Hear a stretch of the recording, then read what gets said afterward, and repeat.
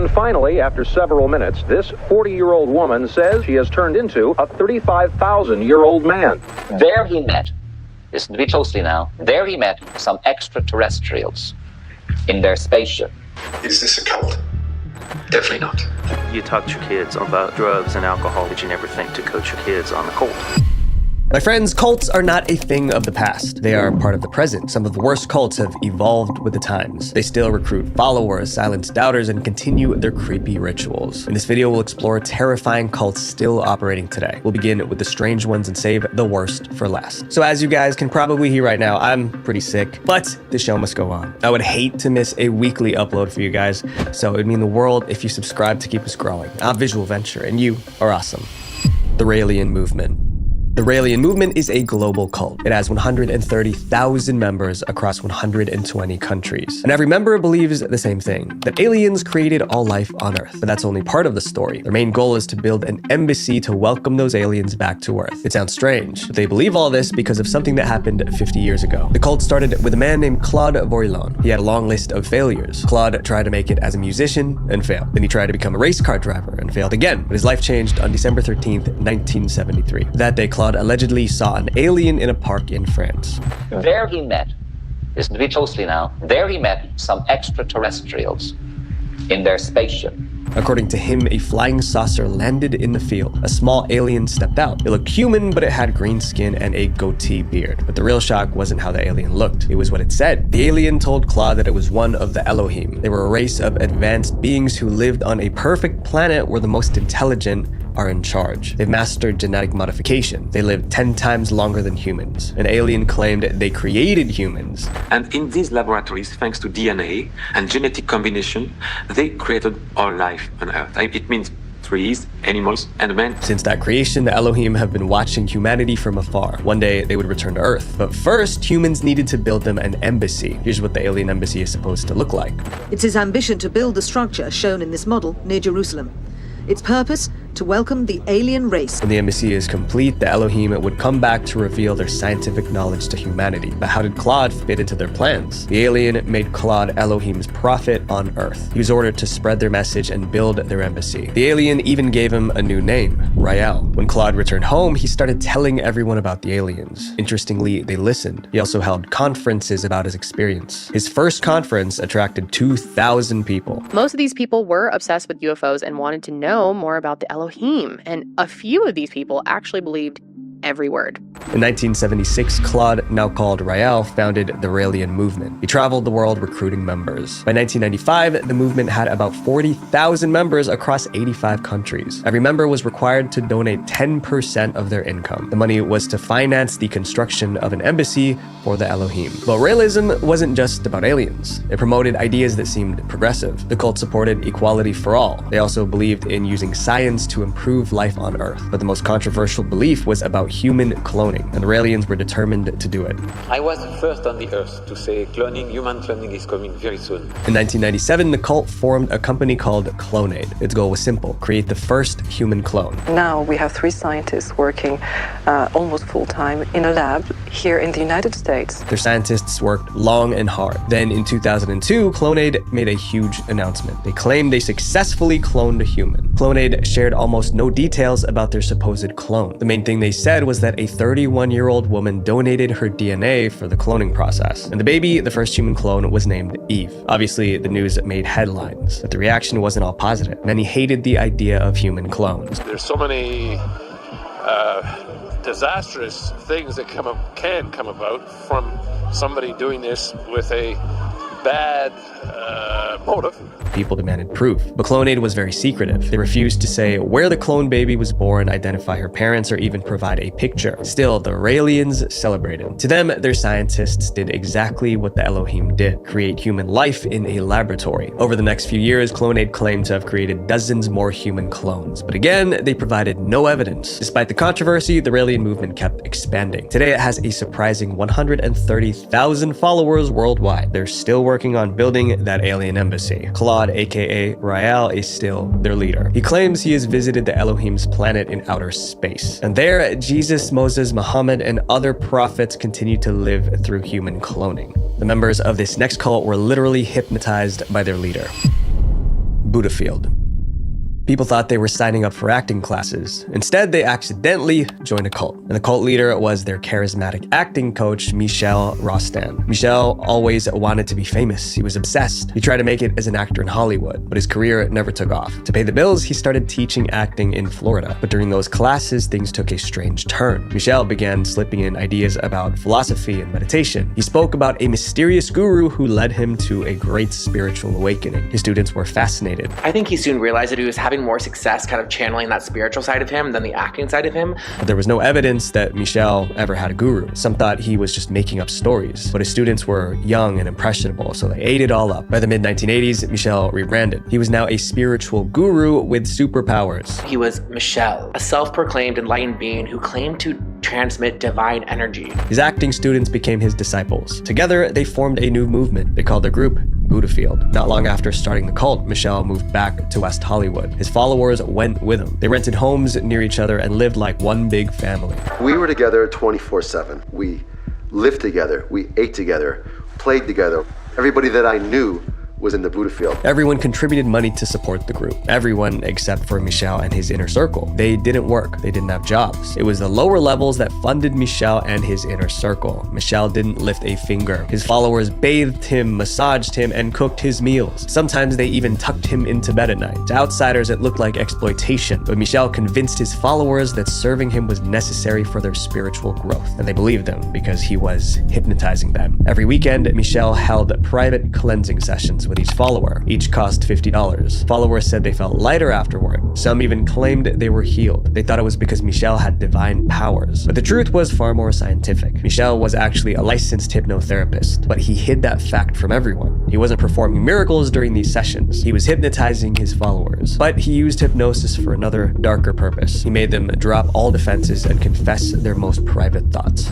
I divulged every secret, every thought, every fear. Michel used those secrets to control them. He dictated who they could love, who they could trust, and who they had to cut off. Romantic relationships were forbidden. Friendships outside the cult were banned. Leaving Budafield was considered a betrayal. Soon, their world became small. The only place that felt safe was inside the cult. In 1993, the FBI raided a compound of a different cult in Waco, Texas. During the clash with law enforcement, dozens lost their lives. Cult members who resisted were arrested. Michel was terrified when he heard the news. He believed the government would target Budafield next. His paranoia took over. He ordered his followers to hide their lives from their families. He planted spies to monitor anyone who tried to leave. He even broke into former members' homes to destroy evidence. Then, at the height of his fear, his secret came out. For nearly 20 years, Michel's followers believed he was divine. That illusion shattered in 2006. A former follower found out about Michel's hypnotherapy license. Then, they sent an email to Budafield members. The message exposed everything. The supernatural experiences were actually hypnosis. Michel's powers were a lie. The email split the cult in half. Some refused to accept it. Others finally saw the manipulation. Many left. A few remained loyal. After the scandal, Michel wanted a fresh start, so he moved to Hawaii with his most loyal followers. He still runs Budafield in Hawaii today. This next cult believes in lizard people. Ramtha School of Enlightenment. This cult became famous for one bizarre reason. Its founder claimed she was channeling the spirit of a 35,000-year-old warrior. That ancient warrior was called Ramtha, and the woman channeling him was Judy Zebra Knight. Knight said the spirit first contacted her in 1977. She was at home in Washington when a glowing figure appeared. I thought I was seeing things because I had tears in my eyes, and I wiped the tears away, and here stood this entity at 2:30 in the afternoon in my kitchen. That glowing figure introduced himself as Ramtha, the Enlightened One. He said he possessed ancient wisdom and the secret to happiness. Ramtha supposedly taught Knight how to leave her body and channel him. That meant Ramtha could take over her body and speak through her. Knight would enter a trance, then her voice would become deep and masculine. And finally, after several minutes, this 40-year-old woman says she has turned into a 35,000-year-old man. Knight began channeling Ramtha publicly in 1978. Through her, Ramtha preached every human was their own god. Ramtha also said people could shape reality and heal themselves with their minds. Is it possible to have mind over matter? Baby, the brain is king. The body is the kingdom. It was a message people wanted to believe. By 1988, Knight had thousands of devoted followers. That year, she opened the Ramtha School of Enlightenment. The school offered classes and retreats. A single class cost around $400, but retreats could cost as much as $1,500. Many followers moved near the campus to be close to their teacher. The school became a multi-million-dollar business. But as the school grew, Ramtha's teachings became troubling. Through Knight, Ramtha started making frightening prophecies. He has a ton of predictions and beliefs about the New World Order, viruses, vaccines, plagues, and natural disasters. One time, she predicted a massive flood was coming. She told followers to move inland. One should leave that which is called the beaches and seek higher ground. Over 1,500 people obeyed. They abandoned their homes and relocated inland. That shows how much control she had over her followers. There were more bizarre teachings. She spoke about lizard people living inside mountains. She warned that anyone who left the cult might be eaten by the lizard people. Outsiders believed she was manipulating gullible followers. They accused her of being a spiritual predator. There were also allegations that Knight's teachings made some of her members lose their lives. For instance, several followers had serious medical conditions. Instead of sending them to hospitals, Knight claimed Ramtha could heal them. She hugged them, spoke comforting words, and declared them cured. Many were never healed. They passed away. This lady went home from there, died of pneumonia. Today, Jay-Z Knight is in her 70s. She still channels Ramtha at her Washington compound. The Ramtha School of Enlightenment now has branches in more than 35 countries. This next cult also promised healing, but just gave lies. Universal medicine. The Universal Medicine cult began in the most unlikely place, a bathroom. In September 1999, Serge Benhayan was relieving himself. Suddenly, he had a spiritual revelation. I just gave myself a time to sit and feel that moment. And I could feel something really, really beautiful. Serge never fully explained what that revelation actually was, but it inspired him to start Universal Medicine in Australia. The group was marketed as a healing center, but critics called it something else, a socially dangerous and socially harmful cult. And once you hear Serge's teachings, you'll understand why. He preached that people born with disabilities were being punished or being dictators in a past life. They are former incarnates of corrupt politicians, corrupt generals, army people, dictators. Serge also warned that certain foods carried dark energy that poisoned the body. Foods like cinnamon, potatoes, and carrots. Eating them allowed evil forces to enter the body and cause disease. But there was one way to get rid of that energy: burping. In other words, people would literally burp their way to healing. She started burping all over the place, going burp. And after a while, we said, "What on earth are you doing?" And she said, "I'm getting rid of evil spirits." Universal Medicine also sold teas, herbal elixirs, and creams that supposedly helped with this cleansing. To people desperate for healing, Serge was a savior. Thousands joined his movement. They attended retreats, bought his products, and built their lives around his teachings. Many swore they felt better. I wouldn't keep paying if I didn't feel that I was getting something out of it. He just had a really refreshing take on things, and he just seemed really down to earth. Before long, Universal Medicine became a multi-billion-dollar empire. But Serge had other commands for his followers, and those were far more controversial than burping rituals. Serge allegedly encouraged followers to cut ties with their families. Their new family was the Universal Medicine community. When someone challenged the cult, they were told they would have a baby with Down syndrome as karma for judging others. The cult also targeted people on their deathbeds. According to reports, terminally ill followers were told not to leave their money to their kids. If they did, their kidney energy would be damaged in the next life. Instead, they had to leave their inheritance to the cult, and many obeyed. One woman left Serge $1.4 million when she passed. Her family sued Universal Medicine, fighting to get the money back. For years, these stories stayed below the radar. Universal Medicine operated quietly in the shadows, until one woman decided to expose them. Esther Rocket was a journalist. She heard about Universal Medicine, and in 2005, she decided to experience it for herself. Esther attended one of their group healing sessions. What she saw horrified her. He had about 60 people in this room on treatment tables, and he'd closed all the curtains so that it was completely dark. During the session, people screamed and cried as if they were possessed. Esther was convinced something was deeply wrong with the group. I thought again about going to the police, but what do you tell them? this guy's doing exorcisms on people. So Esther spent the next few years investigating universal medicine. She posted everything she discovered on her blog, and every story was darker than the last. There were cases of emotional abuse, inheritance manipulation, and disturbing healing practices. Esther published it all, but universal medicine didn't appreciate the bad publicity. So in 2015, they sued Esther for defamation. It totally backfired. During the trial, the court reviewed Esther's evidence. They heard testimonies from former members of the cult. The court sided with Esther. They declared universal medicine a socially harmful cult. The jury also said that Serge used manipulation to make money and vilified people with disabilities. Universal medicine was ordered to pay Esther Rocket $1.2 million in damages. Despite the verdict, Serge wasn't criminally charged. Today, universal medicine still operates in Australia. They still hold retreats, sell healing products, and teach people to burp away evil spirits. Up next is a cult so extreme, some members ended up behind bars. The Remnant Fellowship.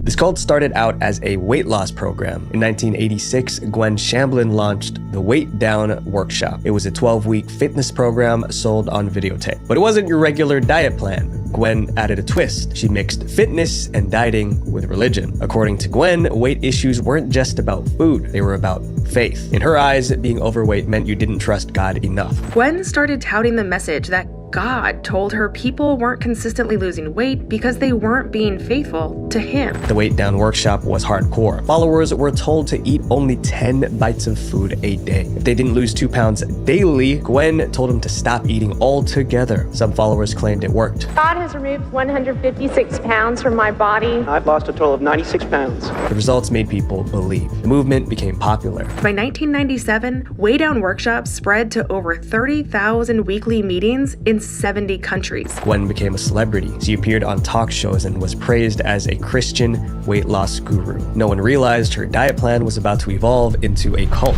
In 1999, Gwen bought a massive piece of land in Brentwood, Tennessee. There, she founded the Remnant Fellowship. What happened next seemed very calculated. Since she had all that land, Gwen invited her Weight Down followers to join her on the property. They were forming a new community. She also had multiple businesses under the Remnant name. There was a real estate agency, a construction firm, a school, and more. These companies needed employees, so Gwen offered her followers jobs. Now they could live, work, and worship together, all under Gwen's control. Dozens of families moved in. Over time, more than 2,000 members lived on or near the Remnant property. It felt like a beautiful community, but soon things began to change, and not in a good way. Gwen's focus shifted from weight loss to total control. She dictated nearly every aspect of her followers' lives, and it was easy because they lived and worked on her property. Soon, leaving the cult meant losing everything. If a member were to leave, not only would they lose their community, but most likely their livelihood as well. Even more disturbing were Gwen's teachings about parenting. She encouraged strict discipline with harsh punishments, but that advice resulted in tragedy. In October 2003, a couple from Atlanta, Georgia took discipline a little far. Their son didn't survive. The tragedy made national headlines. The parents were sentenced to 30 years in prison. They were loyal members of the Remnant Fellowship. After their arrest, Gwen even helped pay for their lawyers. Many called for Gwen to be charged too. They said her toxic parenting advice caused the tragedy. To make matters worse, the Remnant Fellowship was identified as a cult by some cult experts, but police said they couldn't find a link between the incident and the church's teachings about punishment. Without direct evidence, Gwen walked free. She continued to lead the fellowship. Over the years, she built enormous wealth and power, but in May 2021, tragedy struck again, this time at the top. So the private plane crashed into a lake near Nashville on Saturday. All 7 people on board presumed dead. Gwen lost her life in a plane crash. She was with her husband and 5 others. Many expected the fellowship to collapse without her, but it didn't. Today, the Remnant Fellowship still operates from the same Brentwood property. Gwen's children now lead it, continuing her legacy. This next cult started their own country. Swami Nityananda. Swami Nityananda wasn't an ordinary cult leader. His followers believed he could create jewels out of thin air. Some even called him a living god, but this so-called god couldn't control his impulses, and soon his entire empire collapsed. In 2003, Swami built a massive spiritual retreat in India. It became famous for one reason: Swami's supernatural powers. Over the years, he claimed several miraculous superpowers, including ones which allowed him to help the blind see. People swore Swami healed their illnesses. Others said he performed miracles. Swami himself said he once delayed the sunrise by 40 minutes. Each story made him more famous. Swami also claimed he could teleport. I felt alive with the whole cosmos. His claims spread across India and beyond. Soon, Swami had 1,000 retreats in 33 countries. Tens of thousands of followers hung on his every word. To them, Swami wasn't just a spiritual leader, he was divine. Little did they know, Swami was about to become a fugitive from the law. In 2010, Swami's empire began to fall apart. A woman from his retreat accused him of being inappropriate with her. Swami was arrested, then released on bail. More women came forward. Some described inappropriate behavior. Others said they were kept in his retreat against their will. There were even stories of forced labor. Then in 2014, things went from bad to worse. A 24-year-old woman disciple who was with the Nitya ashram for 4 years has been found dead. The woman was found lifeless inside his retreat. Swami insisted it was from natural causes, but the victim's parents suspected foul play. By now, the accusations against him were overwhelming. It seemed inevitable that Swami would end up behind bars. But he had other plans. He went on the run. After his disappearance, Swami became a wanted man in India. Years passed without a trace. Then in 2019, he resurfaced on social media. He had big news. Swami declared he created his own country, the Republic of Kailasha. He called himself its prime minister. Kailasha had its own central bank, passports, and national anthem. But one detail didn't add up. Nobody knew where Kailasha actually was. Some doubted it was even real. Swami continued posting on social media but never revealed his location. Meanwhile, his followers kept promoting Kailasha, trying to make it look like a legitimate country. In 2023, Kailasha even sent someone to the United Nations meeting.